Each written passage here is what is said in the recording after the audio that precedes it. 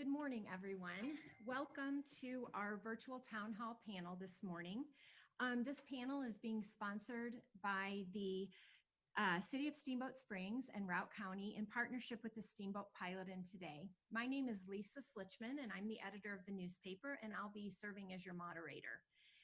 Today's panel is a great one. We'll be focusing on the Steamboat Springs School District's efforts to shift quickly to online learning due to COVID-19. Our panel consists of teachers and administrators from the district, and we appreciate their willingness to share their time with us and to answer community's questions about this process, which I think is amazing how quickly they were able to react and set up online distance learning for our kiddos out there.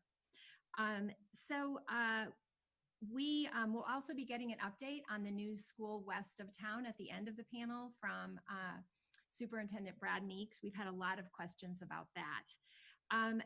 So let's go ahead and get to the questions. And so I want to begin by introducing our panelists. And if the panelists would just wave so people will know who you are. So first up, Strawberry Park Elementary School 4th grade teacher, Heidi Hamric. Steamboat Springs Middle School Spanish teacher, Julie Warnke. Steamboat Springs Middle School Special Education teacher, Jessica Reagon. Soda Creek Elementary School counselor, Shelby DeWolfe. Director of Teaching and Learning for the Steamboat Springs School District, Jay Hamric. And then Superintendent Brad Meeks. And before we begin this morning, Brad needs to make an important announcement to those that are listening. So Brad, before we start questions, I'm going to turn it over to you. Thank you, Lisa. Thanks for the opportunity. So I wanted to just share with the community, this message will go out to our families and get posted here shortly, but we wanted to let you know right away that lunch delivery for today has been suspended on the advice of the Routt County Health Department due to the fact that one of our essential employees working on our facilities has tested positive for COVID-19. We regret not being able to deliver lunch today, but we are acting in the best interest of our community in an effort to keep everyone safe and healthy. We are prioritizing the health of all of our employees in accordance with direct instructions from the Routt County Health Department. We are communicating necessary precautions for those who came into contact with the employee who has become ill. County Medical Officer Dr. Brian Harrington has advised us that the exposure risk is thought to be low. If anyone in your family develops symptoms, please contact your primary care physician. Our thoughts are with everyone during this difficult time. UC Health, Yampa Valley Medical Center, will provide the school lunch delivery program during the week of spring break, April 20th through the 24th. Pickup will be at the same location at the same time as school lunch delivery. So we appreciate everyone's understanding for today, and our thoughts go out to our employees. Thank you, Lisa. Thank you very much, Brad. And I believe you'll be able to get that information off of the district's website, and we also will be publishing a news story about that as well. So thank you, Brad. So let's jump in. I would like, if you could, for our audience, if each of you would kind of introduce yourself to our audience and tell people about your role with the school district. So let's begin with Heidi. Hi, I'm Heidi Hamric, and I'm a 4th grade teacher at Strawberry Park Elementary. Thank you, Heidi. Next up, Julie, please tell us about your role. I am a Spanish teacher at Steamboat Springs Middle School. I teach 6th, 7th, and 8th grade Spanish. Great. Jessica, how about you? Good morning, I'm Jessica Reagon. I'm a 6th grade special education resource teacher at Steamboat Springs Middle School and the president of the Steamboat Springs Education Association. Great. Next up, we have Shelby. Hi, I'm Shelby DeWolfe. I'm the counselor at Soda Creek Elementary and super proud to be a Sea Dog.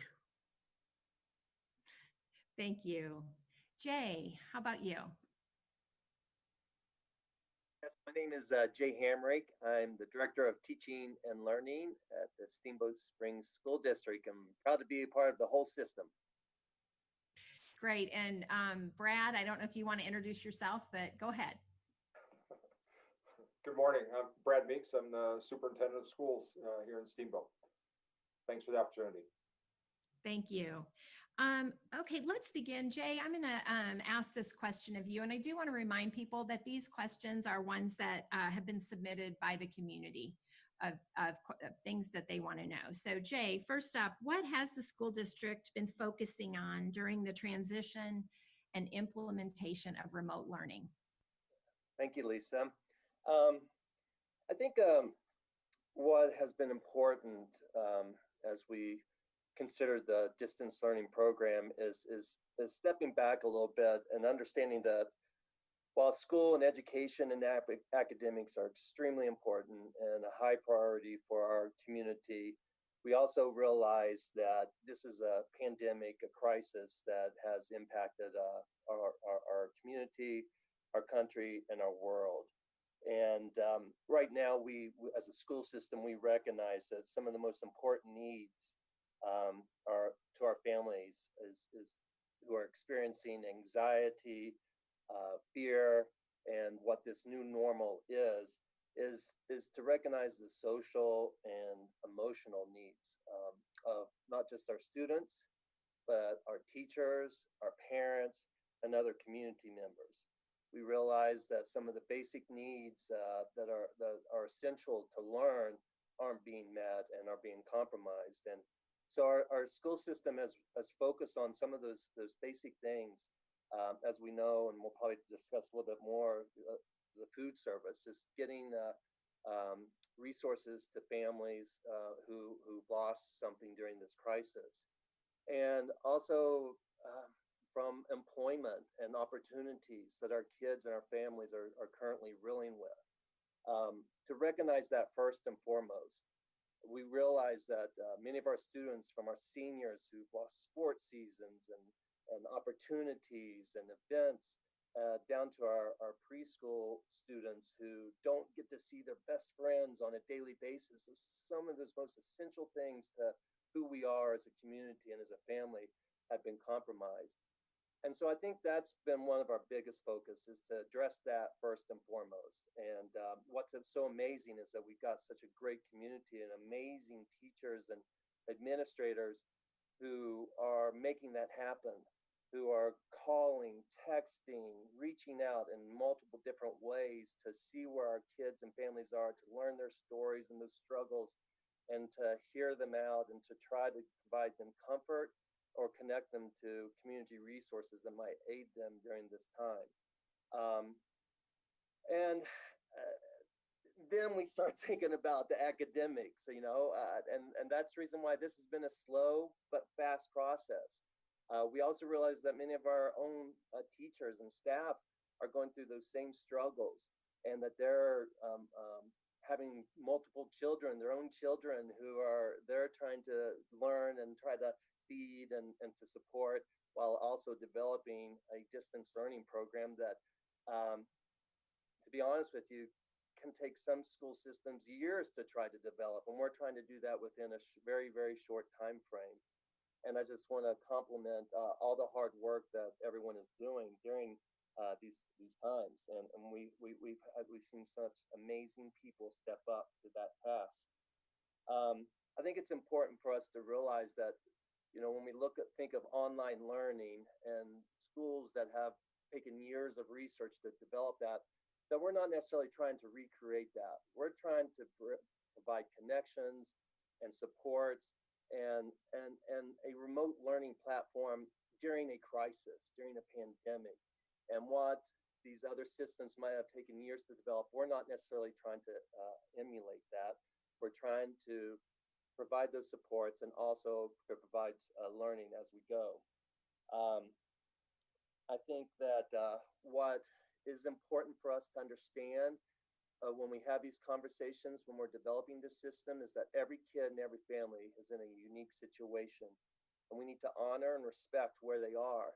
We do have some families who are in better situations than others, and that they're ready to tackle and take on more learning, where some are still just dealing with the events that the crisis has brought. And so I think our parents and counselors, or excuse me, our teachers and counselors are trying to understand their individual kids' needs and to meet them where they are, which has been a huge, huge step. As far as the actual distance learning program itself, it's something that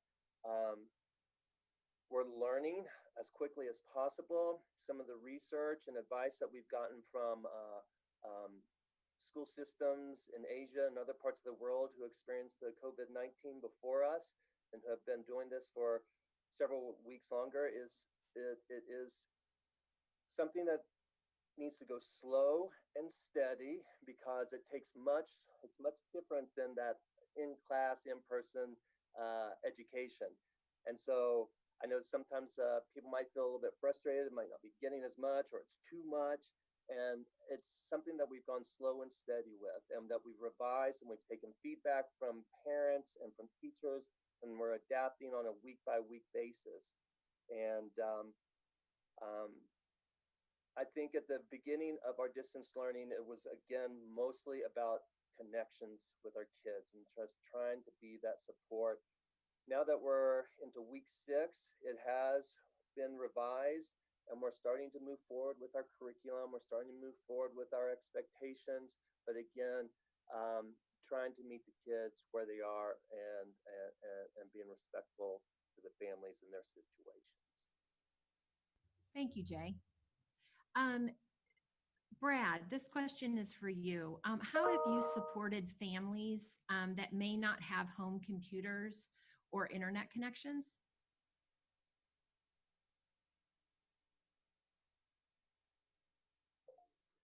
I always have to remember to unmute, no, thanks for the question. I mean, one of the, a couple things that we knew going into this that we were going to have to deal with is the importance of food delivery. There was one, and as of through yesterday, I think we had delivered over 7,100 meals through this time. So that was been pretty incredible for our nutritional services staff and our transportation department coming together and delivering those meals. So that was one. But the second one was that we wanted to know, how many families were going to need technology support out there. So we put together a survey, right away, and got that out to families and asked them to turn around that quite as quickly as they could. And so we can get an idea of who needed computers. Some people also had connectivity issues. So how many people needed hotspots where we could assist as well, and how many of those needs could we meet. So we, in very short order, quickly assembled several hundred computers. I think to date, I think we've distributed over 440 Chromebooks out to families, about 48 hotspots, and about a dozen laptops out to families so they can participate in distance learning. I wouldn't say that solved everything, but it certainly tried to meet a need as well. I know in talking to Brandon LaChance up in North Route, he's seeing a lot of people pull into the parking lot up there to try to tap into the school's Wi-Fi just because of not as good a connectivity as well. So, and what we've also tried to do is, and it'll come out in today's communication that we'll send out to the community as well, is that if people need assistance with the technology, they can email us by building with their questions and try to get tech support. Either someone will call or someone will email them back and try to work with them through their problem, through whatever their tech issue is. But so if there are still people out there that need a tech device or need some assistance, I mean, you can look forward to my communication today and simply send an email to your child's school, and our tech department will work to assist you. So, so anybody that wanted a device, we got them a device. Great, thank you. So we're going to kind of look at maybe school by school what online learning looks like. So let's begin with Heidi. What types of remote learning activities and curriculum are elementary school students receiving? Well, we're kind of looking at two different structures. We're looking at the live meets like this, where we get together online. And we're also looking at pushing out academic content through our Google Classroom platforms. So we're pushing out, the regular reading, writing, math with science and social studies embedded in it. And our specials teachers are also pushing out weekly lessons. We've had some really fun activities with Project Sunshine, which I know you can read more about, and our Trails contest for spring break from our PE teachers. And we're actually calling it Screen Break in my class instead of Spring Break, Screen Break. I think when this first happened, the first thought is like, our classes become like a family. And by March, by April, the big question for teachers is, how do we try to keep and maintain that connection to help our kids? Kids feel safe and they feel grounded when they're not isolated or lonely. They, suddenly all of their connections were stripped away. And so, it's not just about the kids coming to class. It's about the kids being part of something bigger than just themselves. And so, it's not just about teachers teaching. It's about giving kids a voice and a chance to help each other. When we started the structure and routine, it was really bumpy. I had dogs in the background, cats, chickens. I've had horses in my meets. Kids show up to a meet jumping on their trampoline, up and down. The learning curve of learning to please mute your mic so we don't hear your toilet flushing in the background. It's been a process that has been just the laughter. Sometimes, this morning when I logged onto my meet, a couple of kids were there and they were giggling. And that's just music during this time. Like I said, we're constantly improving. We're, as teachers, we're making mistakes and trying to figure out how we can keep getting better at this. How can we prioritize the standards of what these kids most need academically? We're working with teams of teachers behind the scenes, a lot of meetings to make those decisions. And I think, like, for our kids, what's important is having engagement and interaction. So, our adult meetings are very professional, but with kids, it's messy. And, they're like this, the first meet, looking into the screen and, looking at their teeth. And, we've had to adapt. They all want to talk. And so we've learned, like, if you have something to say, you can hold up one moose antler. And if it's really, really important, you can hold up 2 moose antlers. We have chances to show and share in the class. And so to celebrate that, the kids can virtually clap. They can do, we started calling them sparkle fingers, but they didn't like that. So they changed it to finger fire when they like, something that their friends are showing. My screen is frozen. Am I frozen? Yes, we can still hear you. So okay. You just can't. That's always my worst fear that I'm. That's always my worst fear. I'm going to keep talking and nobody's actually listening, because you're just like sending it out into space. I think one really great thing that our teachers have focused on is giving kids hope for the future, in the sense that they have structure and routine, and we're working on some of the really fun end of year activities that we normally have. When all of this went down and we had our first live meet, if you could see the kids' faces, they were just right here at the edge of the screen. And the first question that was asked to me was, "Hey, what about our Georgetown field trip?" And I thought, that's what's important to kids, is they've been looking forward all year to those field trips. And I know, like, our second grade teachers came dressed in their Pioneer costumes this week. And they still did the Pioneer week. And I know I've heard from a sibling who, the kindergarten teachers at Soda Creek had pirate adventures still. And so these little things that give our kids hope and give our kids something to think about are really important right now. So I guess, some of the byproducts of all of this are that our kids are becoming really flexible thinkers. Our kids are showing amazing adaptability. And unbelievably, kids can find positivity and choose optimism through all of this. So the highlight, I think, of all of our days is getting to see each other. I could keep talking, but I'll stop. Thank you. Thank you. That's awesome. That really gives us a good glimpse of what you guys are experiencing. Thanks. So let's go to Julie. What types, and then also we'll let Jessica chime in after Julie, but what types of remote learning activities and curriculum are middle school students receiving and focusing on? Well, similar to what Heidi said, as district-wide, we're all using the same basic platforms. Our home base for classes is Google Classroom, and we make announcements, post assignments there. We also provide feedback for students for what they're turning in. We use Google Meets for our live synchronous classes.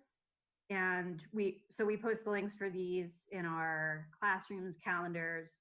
And at the middle school, we've also, because our students have so many classes, normally they would attend, 7 classes a day. So we ended up having to make a schedule for when the meets are, so we're not overlapping on each other.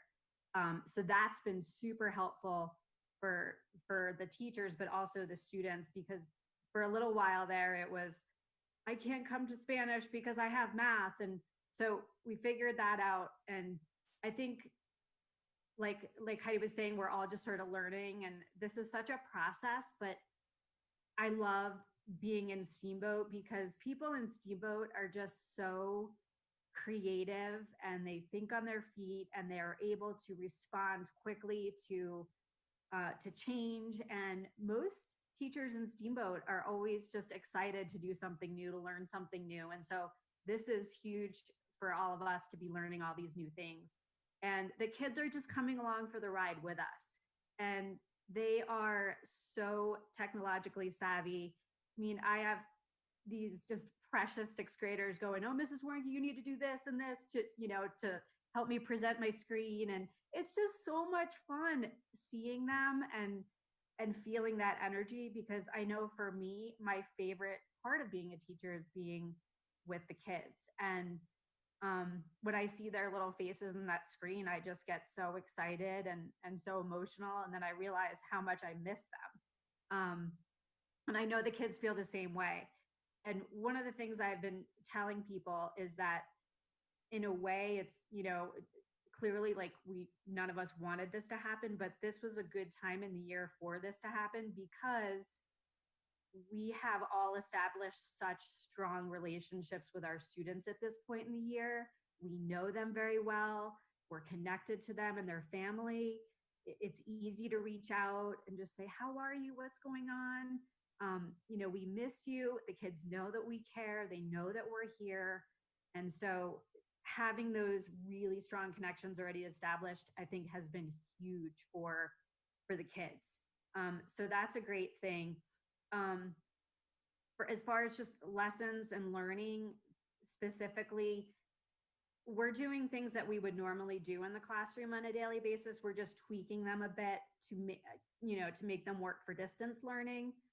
We make videos of ourselves teaching, and then we push those out to kids, so they're still getting that direct instruction. And then we record them so they can watch at any time that they're able to. So we just introduce things, and then we give them all these different opportunities to practice and master skills. And that's what we would be doing at school. And we're so lucky that we live in this time of advanced technology, because we're able to do so. I mean, this isn't ideal, clearly, because we all want to be with our kids and have those relationships, be face to face, but we have so much that we can offer virtually, digitally. The fact that we can just meet with the kids like this is huge. I mean, we're just really lucky that we're able to have this access, even in this really challenging time. And I'm going to let Jess tell you specifically about some of the programs that we're doing. Thanks, Julie. Yeah, Jess, go ahead. Thanks, Julie. Thanks, Lisa. I think I can echo what Julie said, that we miss kids, but we are fortunate to have all of the incredible tools that are out there right now. When we were in school, this never would have happened. So I know, I think I can speak for Julie, and I think I know everybody on this panel would say how proud we are of our coworkers. So we wanted to feature them a little bit. So this is a little bit of a collection of what's going on at the middle school. You may have seen already on Facebook, it's on all around town, but our PE teachers across the district, not just at the middle school, are making some incredible videos, and they're kind of going out to the community, not just to our students, which has been really cool. This week they did a challenge where everybody had to create their own golf hole. So I have kids showing them to me on video of hitting the ball down the stairs. It's got to go around the corner and bounce off some things, and they had to create and video it or draw a picture to send to their teachers. Within Google Classroom, like Julie talked about, we've got a lot of things like Kahoot, which is a quizzing game that kids can compete against each other, but also it gives them the confidence to answer on their own. People can't see their answer, they can see their score, but they can answer confidently. Quizlet is another practice tool that is used a ton in the classroom, but now we're able to use it online. And quizzes. In sixth grade, personally, this week, our teachers blew up. They're applauding each other about Flipgrid, where students can respond with a video of their own response. So instead of just watching our videos, they get one back. Instead of just sending an email or typing their response, doing a paper-based task, which is really awesome. Students who miss, yesterday we had power outages all over the place. I was one of them. So students who miss classes get to watch the video afterwards because we've recorded them. But there's also Khan Academy videos, and there's other resource videos that we're able to share to show everybody, to reinforce those skills on your own time, because I think Jay talked about it. It's about working on your own schedule, and we really want people to focus on that we have a schedule to support everybody, but if it's not working for you, we're able to accommodate to that, and people are able to work kind of at their own pace and on their own speed when they can. If the afternoon's better because that's when mom and dad are home, kids can do it then. Heidi talked a little bit about competition. We're seeing competition among students as well, about gaining points towards things. I had a teacher give out virtual candy yesterday because normally in class, if someone screwed up, if she made a mistake, and kids pointed it out, then they would have gotten virtual candy. So everyone got a good laugh when she put candy up on the screen and said she wished she could give it to them. Students have made ice cream, videoed their own personal weather forecasts in Spanish class. They studied genetics by bringing their family members into the screen for show and tell to talk about different traits on their faces. It's been pretty cool so far. From my perspective in special ed, I get to see all of the other teachers and everyone else and what everyone's doing, which really is a gift and somewhere proud to be. So there's some cool things going on in our classrooms, even though we can't get to see everybody, but that's much rather where we would be. Thanks so much, Jess. That's great. Jay, can you tell us what's going on at the high school level? Sure.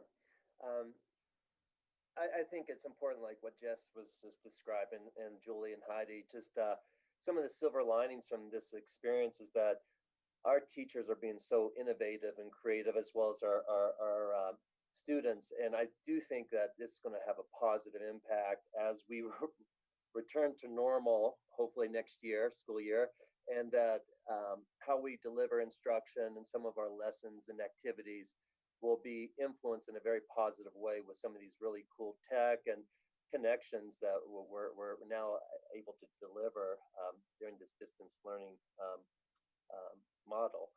But as far as the high school classes, kids have their classes as normal. Their schedule, as far as all the teachers, whether it's the electives from music, CTE courses, and of course the cores of science and math and English, they're all being delivered. There's a revised schedule. They don't meet every single day with their classes because of what Jessica said, that people's schedules, their family schedules don't allow for us to just meet period 1, 2, 3, 4, and then the next day.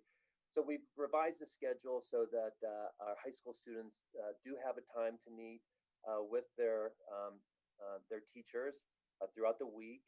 But a lot of the learning is asynchronous, meaning that the teachers will post assignments on Google Classroom. And we've been very fortunate that going back to Google Classroom, this is something, especially at the secondary level, middle school and high school levels, and elementary, that many of our teachers were utilizing before the coronavirus. And so it was a natural transition and an easy segue into that learning platform. So, but as I was saying, that many of those assignments are being posted on Google Classroom, and I think the key is that quantity does not equal quality, and that many of our teachers are redesigning how we're delivering instruction and assignments, and trying to look at the standards and what the content and the skills that we're trying to deliver during this time, and package them into a really cool, engaging, authentic learning activity. And so that it's not just a ton of different worksheets and assignments that they're being inundated on Google Classroom, but one condensed, really cool project or essay that might capture multiple different skills and concepts that we're trying to teach. And that's the time that it takes time to plan for that and to work with your colleagues and to collaborate. And how do we do that in a distance learning format? And so that's where a lot of prep and planning has been taken behind the scenes with our teachers, who are planning virtually and trying to meet their own family's needs on how do we get together and make this all work in a cool and engaging way for our kids. So I think we're going to see more of that as we get back here in the next few weeks. Some really cool learning at the high school level. I know that our AP advanced placement courses, that was a big concern that, we were really at the very beginning of when the school closing started, that we really wanted to make sure those kids are not losing time for those AP courses where they have a test at the end and that they can receive college credit. So a lot of our AP teachers rolled up their sleeves and did a lot of work throughout the night trying to make those lessons so that they started those AP assignments and tried to continue that learning early in this the school closing. I know that our teachers, they all at all levels also have office hours, and just continue to offer time and availability to any student who might be struggling, and trying to differentiate according to those needs. Some kids or families might need more engagement, more learning opportunities, and our teachers are offering that and tailoring those assignments according to that need. Or vice versa, I can't make it. I'm not going to be there. I can't do it right now. There's this, and this that's keeping me from engaging with you, and the teacher recognizes that, and then we'll tailor those expectations for that kid. That is happening a lot, and that's hard work to differentiate that way, but our teachers are doing it. Thanks, Jay. Jessica, I'm going to go back to you. We have had quite a few questions. How is the school district working to support students with IEPs or other special needs? Well, that was a perfect transition with Jay finishing up on differentiation. Differentiation is probably our key buzzword right now, and it's actually been a great opportunity for us to do many different things. I would say my schedule and working with kids every week has changed since this whole thing started, and we're constantly evolving and making it a little better, but making it different for everybody. So this has been overwhelming, and I think I was able to shed a little light on my peers who only have one Google Classroom, as I was also looking at 7 different ones like the students were. So, or maybe more in some cases. So I got a little bit of their perspective and how overwhelming it could all be. So that's been a huge struggle and something for us to overcome, as well as the students, to kind of align everything and get some set expectations for students. They're having a hard time going from Spanish class posts their Google Meets in one place, but language arts posted in a different place, and just finding everything was really difficult. So executive functioning and managing time and those tools has really been a big focus. And overall, like, everyone, I think, has reflected that really social emotional is our first priority in this case, and building those connections. Our special education team meets every week, just like we did during the school year regular. And we bring up students that may not have a specific plan as well. And we're still doing that. If we're concerned about somebody, we're not making connections, or they're struggling with the processes, how can the tools that we're using help support that? So personally, I've started sending out a daily schedule to everybody. Here's what's going on in all your core classes today. Here's when you need to log in, and the assignments, trying to break it up. Some students thrive on that long-term plan. I know I need to get all these things done, but many in middle school, that's what we're doing, is teaching that time management and teaching how to map things out. So sending emails every day. I have one student that I text message before every event during the day and let them know in 10 minutes, you got to go to this class, and things like that. And it works. So we're definitely being flexible as we can. The state has given a lot of information, and that is changing pretty frequently. So we're getting regular updates from our special ed directors at BOCES, as well as from the state. We've been directed to complete any annual IEPs. Those are yearly IEP meetings. Fortunately, nearing the end of the year, we, prior to state testing, we try to finish them anyway. So we didn't have a whole lot lingering. So we were able to finish up those meetings, many of us. And then any initials, any new evaluations that we had out there to test for a plan have been halted, but we're connected with all those kids. I have a few that they're on my email list. I'm connected with parents. We're providing services. We just, at this time, aren't doing that evaluation across the internet. It is a very personal thing anyway, and we think it's really important to have that one-on-one connection. So to try and do it this way, we also don't have tools specifically for everything to do it electronically. So we are working with those students in some cases just to keep that connection going, in some cases to keep the academics going, but we're very flexible across the board, as Jay has said, and all the other teachers, that we need parents and we need families to be able to work at their own speed and do what's best for them. And as long as we're communicating and we're aware of that, we're on the right page. So with all of our access, my personal access to all of my teachers' classrooms, I can go in and modify their work directly from there and cut off a few things or shorten their list. I can edit things for them. We've mixed around. I have open hours that some kids will show up to. I have some kids that are scheduled to meet with me every day because that's what we need to do to just keep sanity. So everybody's a little different, and differentiation is the key. So maybe this is an even more ideal picture for us right now, that we're able to connect in all those different ways at different times during the day and on everybody's own schedule.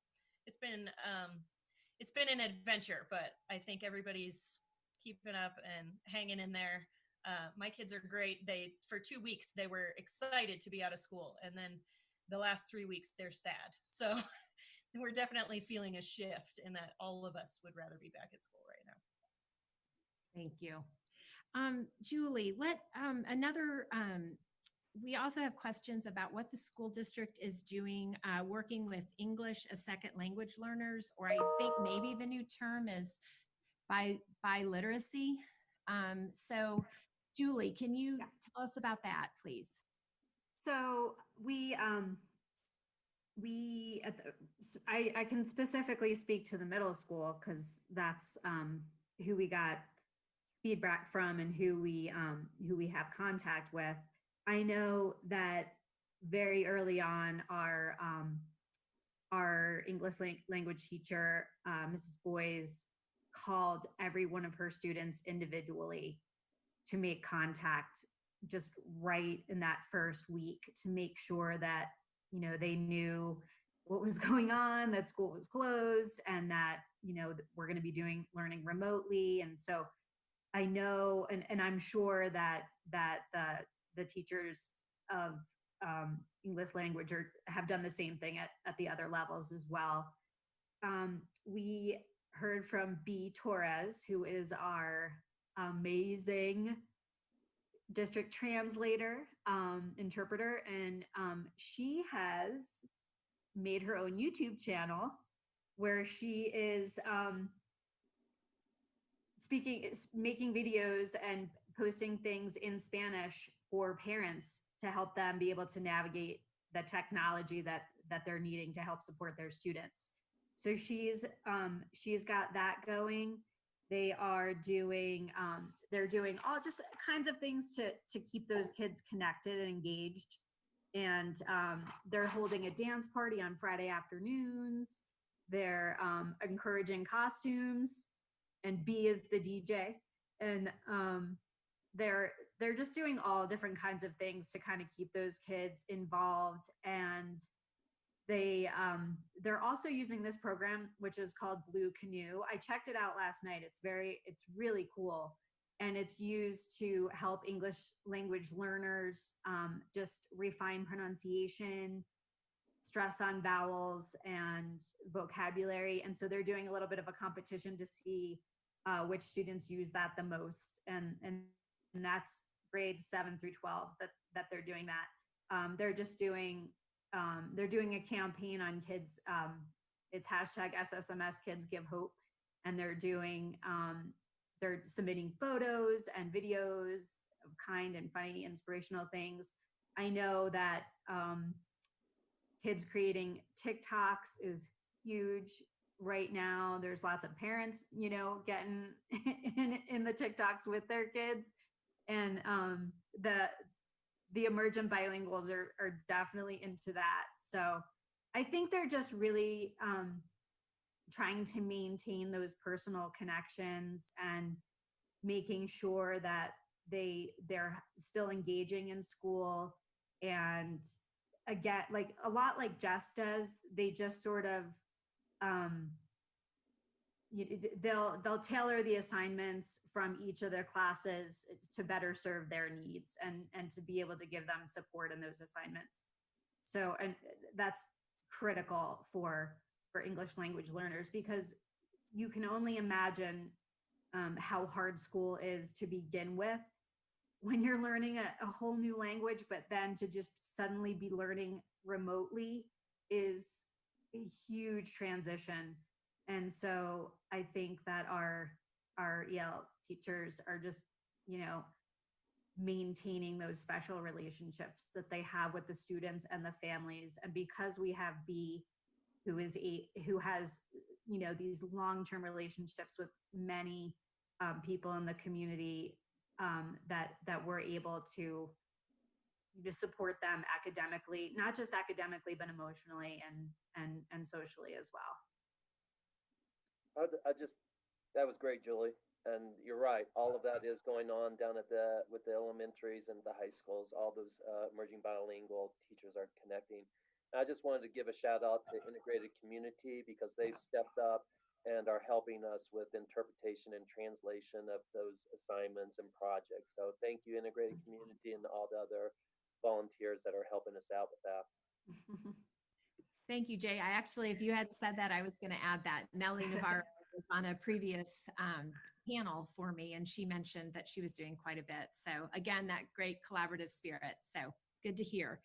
Now we're going to get to, I'm going to switch it one question up because we have not heard from Shelby.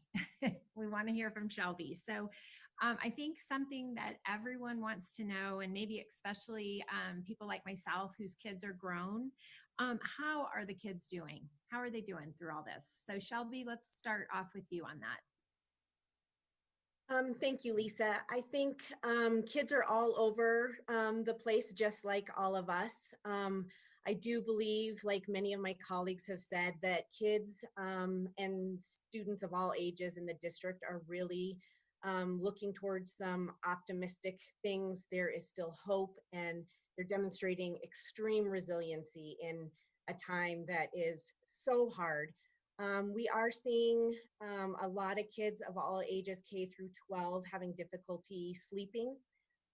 So some pretty big sleep disturbances coming, whether that's that they're having a hard time falling asleep, having a hard time staying asleep, or excessively sleeping. And I think we all relate that to some forms of anxiety and the stressors that everybody is under right now. And this is one way that it's showing up. I know at the high school, the counselor sent out a survey and 300 students answered that. And of those 300, 60.3% reported having difficulty sleeping. And almost all of the kids that I've worked with and connected with since our new normal have really struggled with sleeping. And I think that is because of the life stressors that families are under right now, and the daily stressors that they may have been under before are exacerbated right now as we're feeling a little bit disconnected and out of our routine. A lot of things that keep people functioning is some routine and stabilization, and some of that has been eroded. So creating kind of some additional stressors with that. The school counselors, K through 12, have put on our Google Sites some things to help with that, and some interventions through mindfulness, visualizations, and things like that that can help. And many of our students are reporting that by including some of those things in their routine before bed have really helped with that. So I'd encourage people to access our Google Sites and put that in their routine. It's great for families to do with their children. The other thing I think we really need to watch for is just some, or be expecting, is personality changes in our kids, some increased irritability, and some patterns and behavior that might return. For instance, in the younger kids, we're seeing some toileting accidents, bedwetting that's returned, things like that, as you know, their worlds have become a little bit uncertain. So I think some of those are to be expected. And one thing I don't want to lose sight of is the things that the kids are doing that are positive. We're seeing a ton of strong behavior changes and emotions that are so amazing. Creativity, kids are showing up in ways that are just absolutely incredible. They are kind of our lights, I think, as adults, to show us that we can adapt and be resilient through this. And I think Heidi Hamric and mentioned it too, is just this, they're this beacon of light right now. And I think for the most part, our kids can adapt and show us so many ways that we can move forward in a positive way through this. Thank you. That's great. Heidi, what would you add about how you sense the kids are doing, the students? I exactly what Shelby said, and I think kids are experiencing ups and kids are experiencing downs just as all adults are. And you know, after our live meets, oftentimes a kid or two kids will stay behind just to have a little chat or to get something off their chest. Kids are carrying some heavy baggage. You know, parents have lost jobs. You know, they have so many questions about what's going on right now, and you know, they look to us for answers, and they look to us to juggle all of this. But yeah, just what Shelby said about the ups and the downs. And thank you, Heidi. Julie, would you add anything on that and how you're sensing the students are doing? I think Jess mentioned it earlier that initially I think the kids were sort of excited about this new form of learning, that they were able to be home. And over the last few weeks, I feel like there's been a little bit of a loss of momentum. Just when I met with my students this Wednesday, I just sensed some lower energy. And, you know, Steamboat people really look forward to spring break because we want to get out of the winter for a little bit. And so kids knowing that they're not going on a trip or, you know, able to take some time out from their environment is very, very hard. And so I noticed the energy was a little down at my last meet. I think they're overwhelmed and just really trying to process this new reality. And that, like I said earlier, that they're really just along for the ride, with us as a society. We're all in this. And I know that they were reporting at the middle school that they were overwhelmed, and that I don't think was necessarily academic. I think it was just, dealing with this emotionally. I know my own daughter, who's in 5th grade, has expressed lots of concern and confusion and just fear over this. And is this going to go away? And the kids have all the same questions that we do. When are we going to go back to what our lives were before? And it's hard to not have the answers, but to just let them know that we're here for them. And anytime they can reach out and talk to their teachers, or we reach out to them and just make sure they're okay. But I think it's just a lot for all of us to process right now. And I definitely feel that from the students, and I really feel for them. And because I can sense their sadness, and I feel it too. So we just, I think as much as we can just kind of support them and let them know that we're here is critical. Thank you. Jessica, would you add anything to that? Yeah, just to kind of echo, Julie hit the nail on the head with the uncertainty and the anxiety around uncertainty and the unknowns. I think that's been really hard, and it's important to remind everybody it's okay, and it's okay to be silly right now. We had a class entirely based around costumes and telling jokes yesterday, just to kind of chill out. Kids showed up, knowing it was optional. So those things are important, and that it's important it's so great that we can read kids and see them. And at the end of a session, I can say, you know what, don't finish this today. Just go outside, go do something else, to kind of feel out how they're doing. That's been tough. Thank you. Let's shift gears, because we have a lot of parents now who are many working from home and also kind of becoming homeschool teachers themselves. So I would love for you guys to offer some of these parents some advice on how to work from home and teach your kids. So Heidi, let's start with you.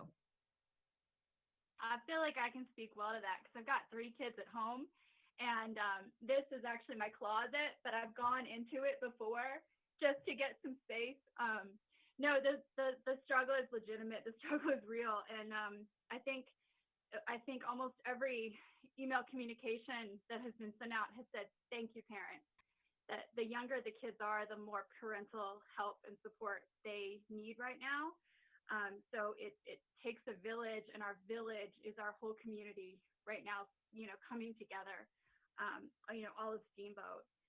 As far as, specific advice, I think with younger kids, it's really important to set, some parents have said that their kids are responding to setting a timer, working for 20 minutes, having a structure, and then having a 10-minute break. And then going back to that 20-minute, 10-minute cycle, that the kids feel like they get a break, they know when the break is coming, and they can be more on task and efficient while they're working. We've tried things like talent shows, so kids can practice their talent show competition during their break. Like whether it's rollerblading, we've had hot glue gun, magic wand making, dog tricks, chicken tricks. We had how to plant tomatoes demonstration for a talent show. So those little things that give kids, I think our arts and our creativity are more important right now than they've ever been. So maybe brainstorming for kids, what are some activities that you would want to do as a break, cutting them up and putting them in a jar, and then when they get to a break, they can pick their own activity reward. But ultimately, I think as parents, And, this is one of my hardest things as a parent is I immediately go do your work. Why are you not working? But as parents, we set the tone. And, if I can be upbeat, if I can find positivity, that is definitely reflected in my kids. Thank you. Good advice. Julie, what advice would you have for parents? Oh, goodness. Well, I have an 11-year-old and a 6-year-old and a 3-year-old. And we call it the Threering circus. And that is what it feels like. I mean, I have had like my 3-year-old crawling across my lap during, class meetings, and all the kids are like saying hey to him. And it's total chaos. But what I have kind of learned with my own kids is just to kind of get a good sense of what their mood, motivation, and energy is on any given day, and then kind of base our goals from there. So, for example, with my kindergartner, like Heidi was saying, with the younger children, they have to have parental support through every single thing they do. So that's really that's really time consuming for parents. And I really feel such compassion for people that are trying to work from home and have young children. But I really just try to do as much as we can on those days where I feel the energy and motivation levels are high. Get as much done as we can. That's one of the silver linings of distance learning, is that you don't have to do it all on any given day. You can take a little bit of a break day and then do as many assignments as you can the following day. That has worked in my family pretty well. And they just really want to be, most kids just want to be, have their parents involved in their learning in some way. And so I think that that's great. Setting daily or weekly expectations, just little checklists, I find are really helpful especially for my kindergartner. She loves to put the check in the box when something is complete. And then something that Jess and I kind of talked about last night was just that we as teachers know that parents are not necessarily teachers, and that this is really, really hard for people. And we really want people to understand that we're here to support you and help you and your student in any way that we can, content wise, individual meetings, being there to explain things to kids more specifically, it can be super helpful. So we encourage you to reach out to us when you need support. I know that I email with my kindergartner's teacher probably twice a day, and just laughing about funny things that she says, or in fact, a couple of days ago, my daughter said that she wishes Mrs. Newborn could be part of our family, because she misses her so much, and that she could sleep in her bunk bed if she needed to.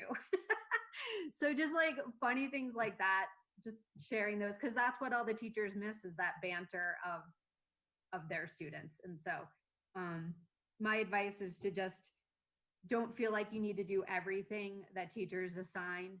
Do what you can, be flexible, and whatever you're able to do is just fantastic. Thank you. Jessica, what would you add to that? Julie speaks for me a little bit, so I'll just piggyback off of what she just said. Just to add on that, know your limits and communicate with the teachers. Let your teachers know this is what we can handle right now, and we're happy to work with you at this time. Awesome. And I need to backtrack because somehow I skipped. No wonder we hadn't heard from Shelby, because I skipped a question for you, Shelby.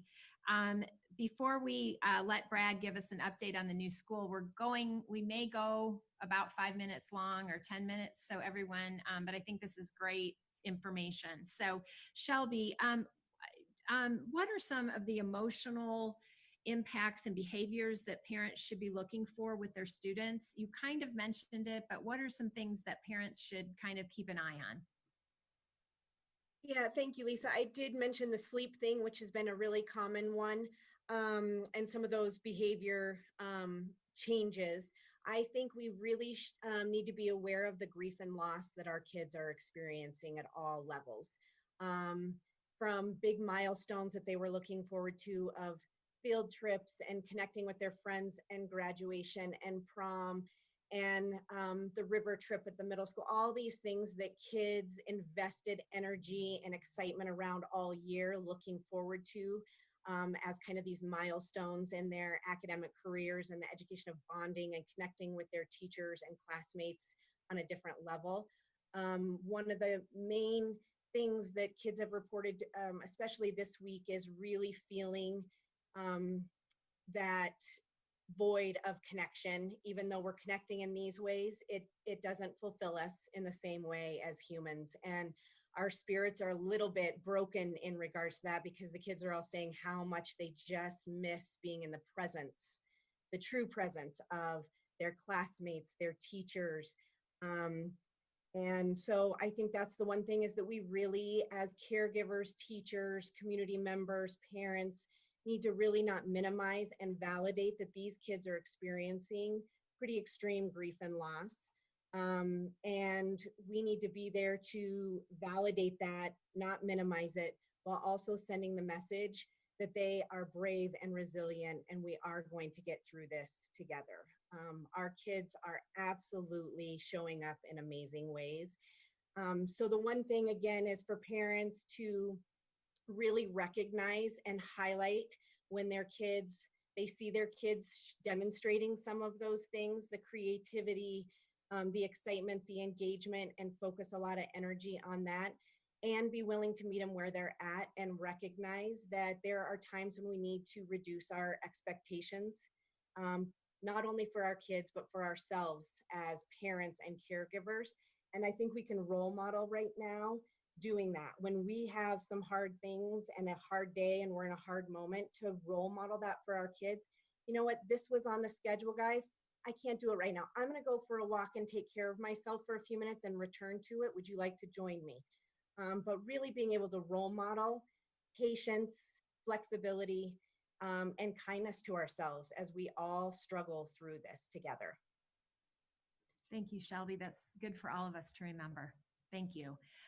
So we will, we have had, I know it's shifting gears a little bit, but we have had so many questions about the status of the new school. I think, again, people are excited, you know, expecting it to begin, and kind of uncertain of the future. So we'll let Brad answer that, and then we'll circle back and we'll give each of you all an opportunity to say one more thing to the audience that maybe you didn't get to say. So Brad, can you provide us with a status of what's going to happen with the new school out by Steamboat 2? Sure.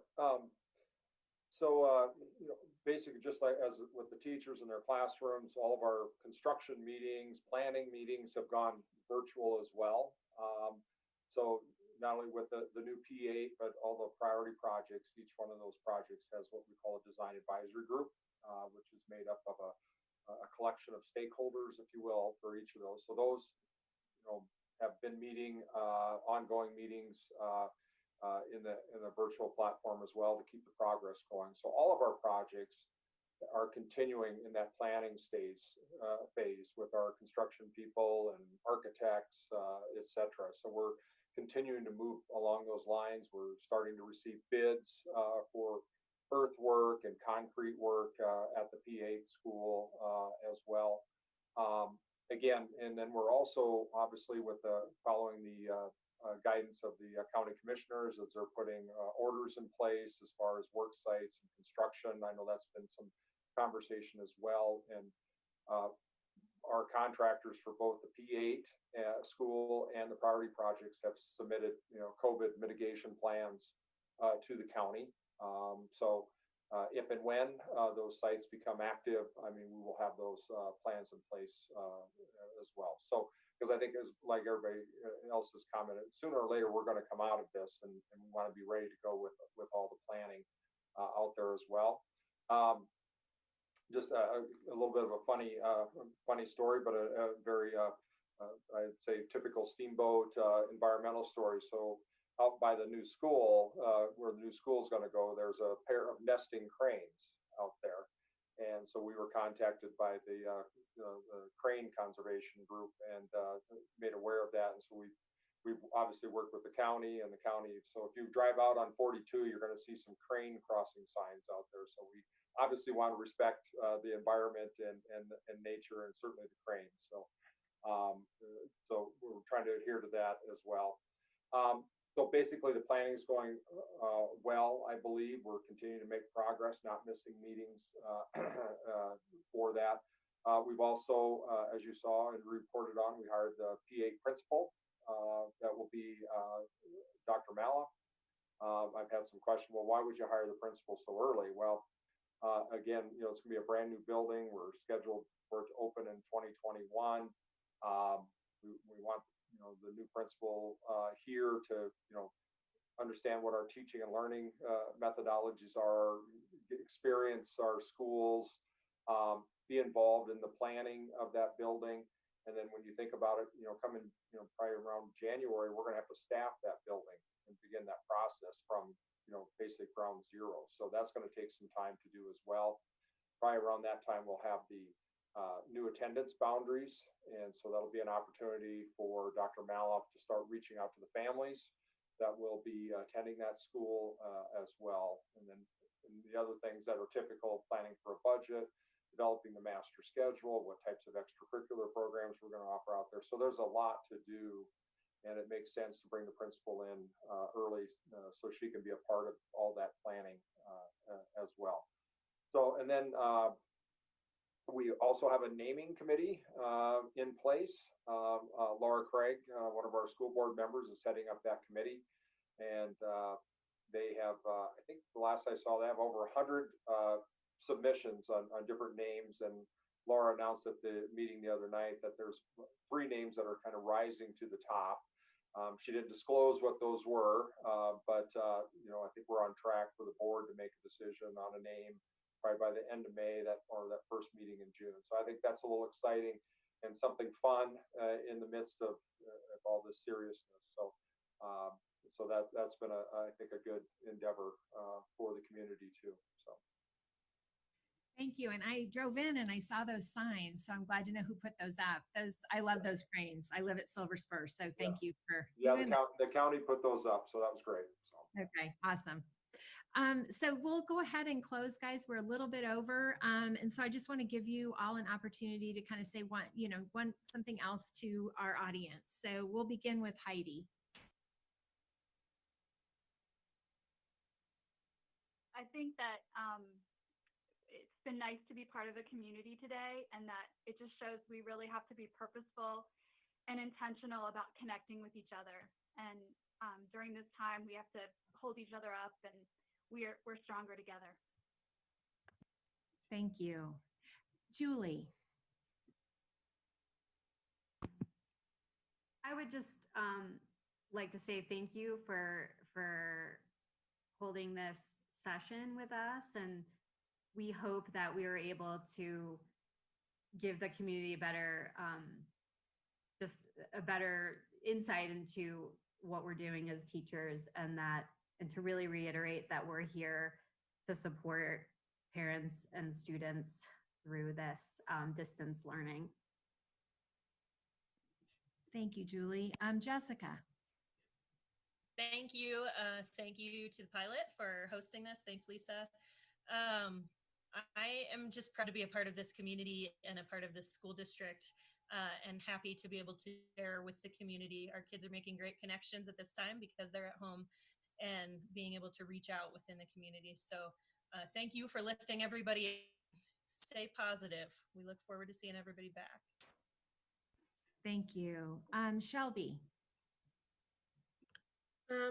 Thank you so much for this opportunity, and thank you to the community for the support as you guys support all of our educators who are doing so many amazing things to connect with our kids. A big shout out to our teachers. I am a parent of 2 kids and have been so amazed as a parent what these kids or what these teachers are willing to do, and the energy they're putting into this. And being an employee of the district for 13 years, I've always been absolutely amazed by our teachers, K through 12. And I'm shocked that how shocked I am at what an amazing job they're doing, because I already held them with such high esteem, but they are rocking it. And I am so, so proud of our teachers. So thank you. Thank you. Jay?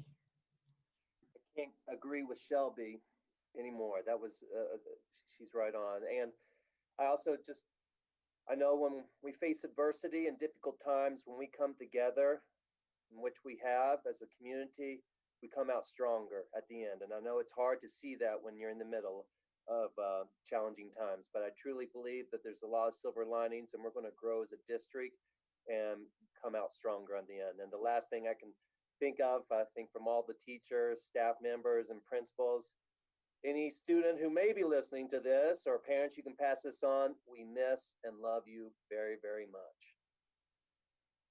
That's awesome. Thank you, Jay. And Brad, we'll let you close us out.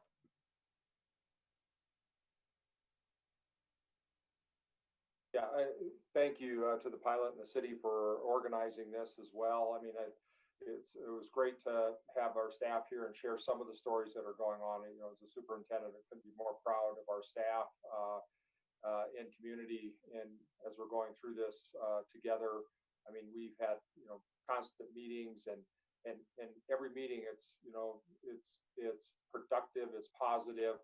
It's what can we do to make it better, to help out. It's been amazing to watch. People are just digging in and making it happen, and making the changes and helping each other out. And it's been incredible to watch. I couldn't be more proud of our staff and community as we're going through this. And it is tough times. And I know one of the things too is that, you know, when we come out of this and when we reopen the schools, we want to do it, you know, intentionally, make sure people feeling safe and comfortable coming back into the schools as well. Because I think, as you heard today, that's the one thing that's really, I think, been impressed upon me, is just the emotion with what's going on here, and people missing that human connection and human interaction.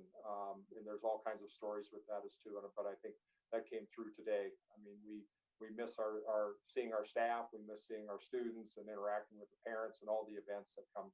We miss all of those things, and we're all looking forward to returning to that time again. So we will continue to work with our staff and the public when that day comes. Thank you very much, Brad. And I, again, want to thank each of you. I can't imagine that anyone didn't listen to this morning and feel inspired. You all represent, I know, all the other teachers that are out there. I also want to give a shout out to all the kids that are, you know, really experiencing something none of us have ever experienced. But I truly believe that, I think Jay said it, that we'll be stronger on the other side of this. I also want to thank all the parents that are learning how to homeschool while they also work from home. Again, you guys are an inspiration, and thank you so much for sharing with us about what you're doing. And it's truly miraculous what you've been able to do in such a short time. So thank you. I just want to end by saying we'll be continuing to hold more panels. We have 2 next week during our normal time of 10:30 on Tuesday and Friday, and those topics will be announced. But in the meantime, if you have questions, please send them to covid@steamboatsprings.net or news@steamboatpilot.com. And again, thank you all for tuning in this morning, and I hope everybody has a great day, and you guys enjoy your spring break.